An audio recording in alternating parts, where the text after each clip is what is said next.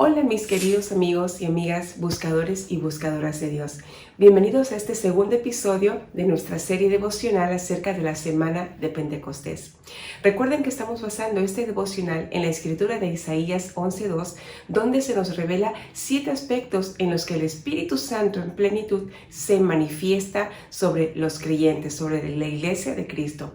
Y uno de los motivos por los cuales el Espíritu Santo vino permanentemente a la tierra ya desde hace más de 2000 años fue para poder investir a la iglesia de sabiduría de lo alto, sabiduría divina, porque cuando caminamos con sabiduría divina vamos a poder administrarnos en todas las áreas de nuestra vida, en la espiritual, en la económica, en la familiar, en la interrelacional, etc. Sin embargo, ¿qué es lo que ocurre cuando no tenemos la sabiduría de Dios? Bueno, pues que esto va a producir necedad, maldad, desorden, y esto va a conllevar a que no cumplamos el propósito con el cual Dios nos creó. Porque la sabiduría divina, uno de sus propósitos es que nosotros cumplamos el diseño eterno con el cual hemos sido creados. Y bíblicamente se nos enseña en Santiago 3 que aparte de la sabiduría divina hay otros 3 tipos de sabiduría, donde encontramos la sabiduría humana, la sabiduría del mundo o terrenal y la sabiduría diabólica.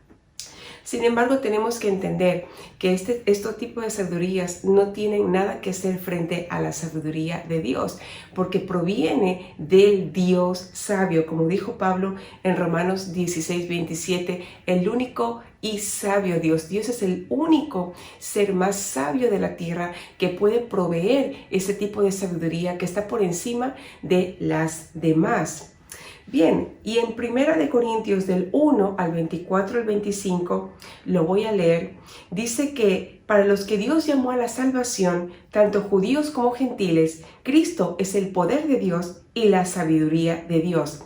Y también dice en el siguiente versículo que incluso el plan más absurdo que le pueda parecer a la gente es más sabio que cualquier plan del más sabio de los hombres de la tierra. O sea, no hay comparación. La sabiduría de Dios lo abarca todo y lo opaca todo.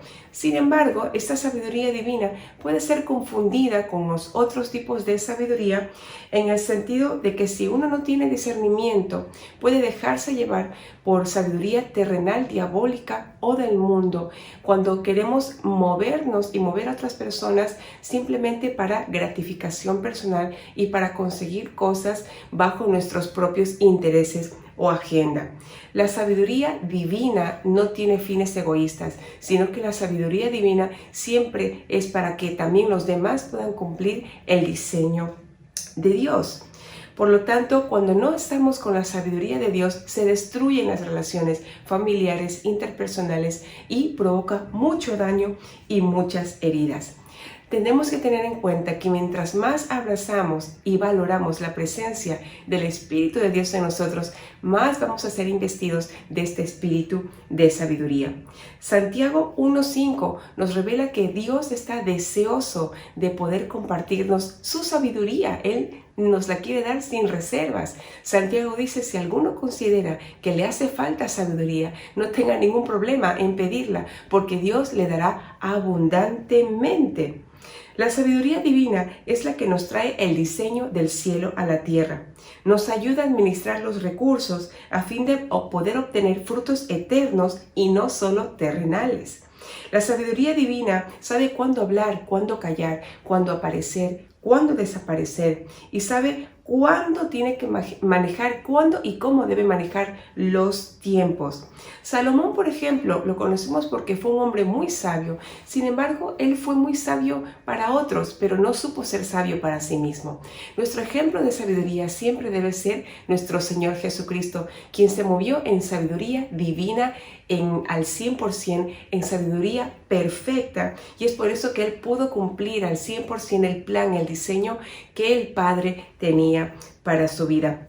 Recuerda que la sabiduría divina siempre te guía hacia Dios y siempre guía a los demás hacia el corazón de Dios. No tiene planes ocultos, no tiene intenciones escondidas y no tiene doblez. La sabiduría está intrínsecamente relacionada con la humildad, la paz y la santidad. Y para esto vamos a leer Santiago 3 del 13 al 18. Yo lo voy a leer en la versión de la traducción viviente. Dice lo siguiente: si ustedes son sabios y entienden los caminos de Dios, demuéstrenlo viviendo una vida honesta y haciendo buenas acciones con la humildad que proviene de la sabiduría.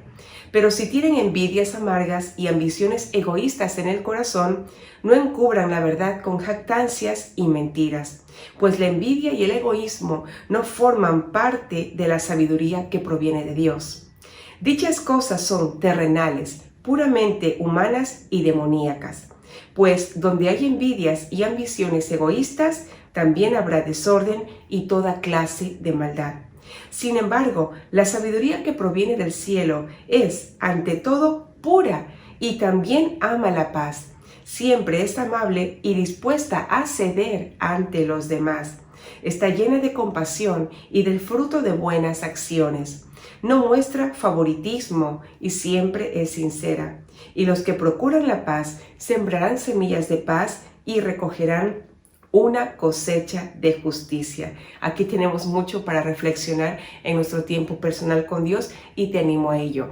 Bien, te recuerdo que si necesitas oración o tienes alguna duda o preguntas acerca de este tema, no dudes en contactarme por medio de mis redes sociales. Te bendigo en el nombre de Jesús y no olvides compartir esto si crees que le puede ser útil a alguien. Nos vemos mañana en el tercer episodio de esta serie devocional de la Semana de Pentecostés. Un abrazo, Dios les bendiga.